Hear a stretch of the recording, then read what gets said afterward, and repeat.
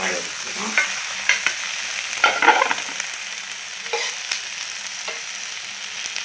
காய்கறி 2 கொண்டு முந்திரி பருப்பு வேணால் இருந்தால் முந்திரி பருப்பு போட்டுக்கலாம். போது வதங்கினது ஆஃப் பண்ணிடுவோம்.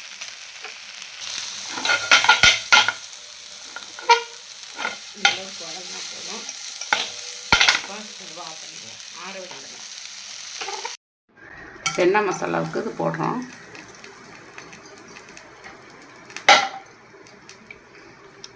போடுறோம். கறி மசாலா போடுறோம். மசாலா கொஞ்சம் போடுறோம். இதுக்கு மிளகாத்தூள் போடுறோம். அரைச்சி வச்சுட்டு போடணும். அரைச்சி வச்சுட்டு தக்காளி, வெங்காயம், சுண்டல் வதக்கி விட்டு கொஞ்சம் வதக்கிறோம். இன்னும் வதக்கிடுங்களா பச்சை வாசனை பக்கத்துக்கு வதக்கிடுவோம். தேவையான உப்பு போடுறோம். போட்டு நல்லா கலரும். இப்போ சென்னாவையும் போட்டுடலாம்.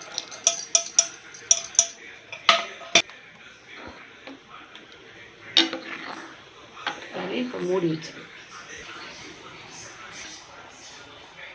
இப்போ மூடி வச்சிடலாம். சென்னா மசாலா ரெடி ஆகிடுச்சு. மூடி வச்சிடலாம். நல்லா கொதித்து பச்சை வாசனை போந்துட்டிங்க. கொதிக்கிட்டு நான் அப்புறம் ஓப்பன் பண்ணி பார்க்கலாம். சென்னா மசாலா நல்லா கொதிக்குது. இப்போ இந்த முந்திரி பருப்பு ஊற வச்சுருக்கிறேன். இதை அரைச்சி ஊற்றிட்டு இறக்கிற ஒட்டி தான். சென்னா மசாலா ரெடி ஆகிடுச்சு. முந்திரி பருப்பு அரைச்சிட்டு வந்துட்டோம். அதை ஊற்றிடலாம். முந்தாணி ஊற்றி கொஞ்சம் போட்டால் நல்லாயிருக்கும். மேலே கசக்கிட்டு இப்படி கசக்கிட்டு முந்தாணி வெட்டு போட்டு இறக்குறோம். சூப்பராக இருக்கும். சப்பாத்தி, தோசை, பூரி எல்லாத்துக்குமே சாப்பிட்லாம். செம்மையாக வாசனையாக இருக்குது. ரொம்ப டேஸ்ட்டாக இருக்குது. இது எல்லாத்துக்கும் யூஸ் பண்ணலாம். பெரியவங்கலேருந்து குழந்தைங்கள்லேருந்து நல்லா விரும்பி சாப்பிடுவாங்க. சென்னா மசாலா சப்பாத்தி ரெடி ஆகிட்டு.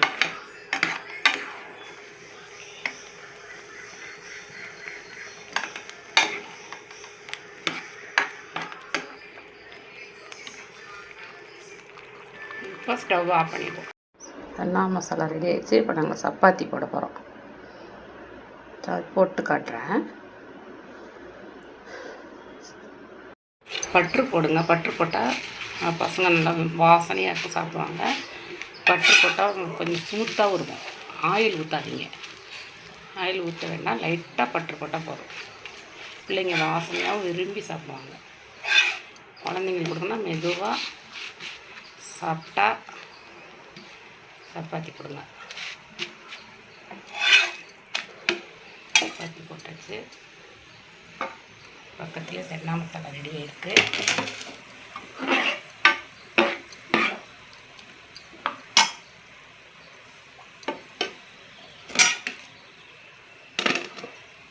சப்பாத்தி லைட்டாக பட்டர் போடுங்க. செம்ம வாசனையாக இருக்குது. பிள்ளைங்க பெரியவங்களாம் விரும்பி சாப்பிடுவாங்க. ரொம்ப தடியாக இல்லாமல் சின்னதாக உருண்டை எடுத்துக்கிட்டு மெதுவாக தேய்ச்சி சாஃப்டாக போட்டு கொடுங்க.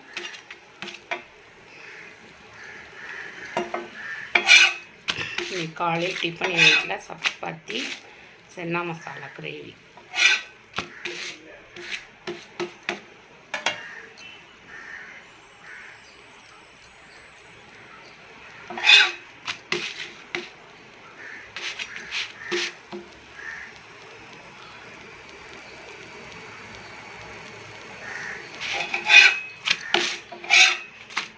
நீங்களும் இது போல் செஞ்சு பாருங்கள். ட்ரை பண்ணுங்கள்.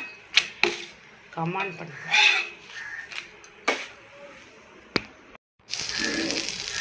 பட்டர் போட்டுக்கலாம். கொஞ்சம் தேய்ச்சி வச்சுருக்கோம். சப்பாத்தி எடுத்து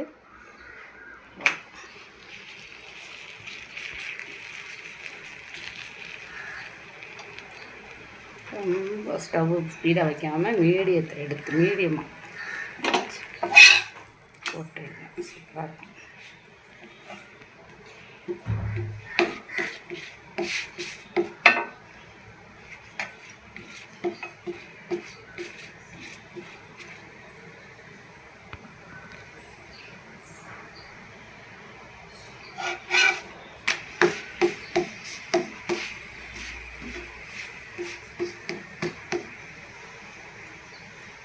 இந்த பப்புள் வர்ற மாதிரி இருக்கும் சப்பாத்தி, அப்போ தான் நல்லாயிருக்கும். இந்த மாதிரி பப்புளாக வரணும்.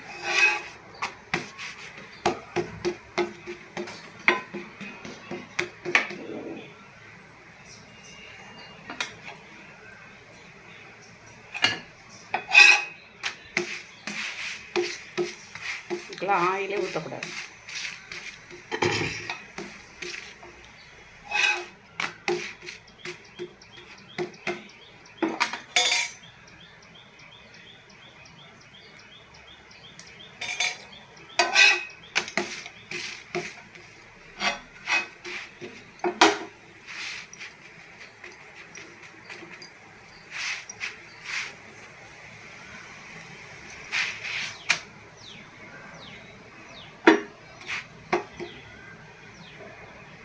அளவுக்கு நல்லா சாஃப்டாக வேகணும். சப்பாத்தி சுட்டு எடுத்துட்டா முடிஞ்சிச்சு. சப்பாத்தி போட்டு முடிச்சிட்டோம். தென்னை மசாலா கிரேவி சப்பாத்தி வாங்க சாப்பிடலாம்.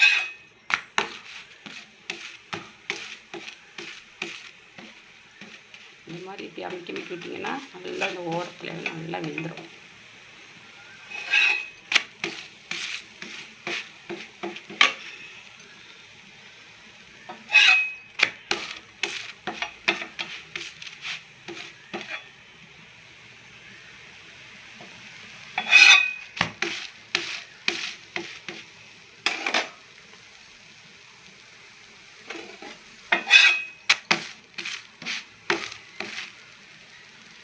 சப்பாத்தி ரெடி.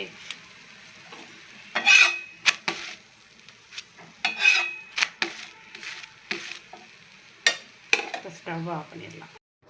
எங்கள் வீட்டில் இன்றைக்கி காலை டிஃபன் சப்பாத்தி சென்னா மசாலா. பிடிச்சிருந்தால் லைக் பண்ணுங்கள், ஷேர் பண்ணுங்கள், கமெண்ட் பண்ணுங்கள்.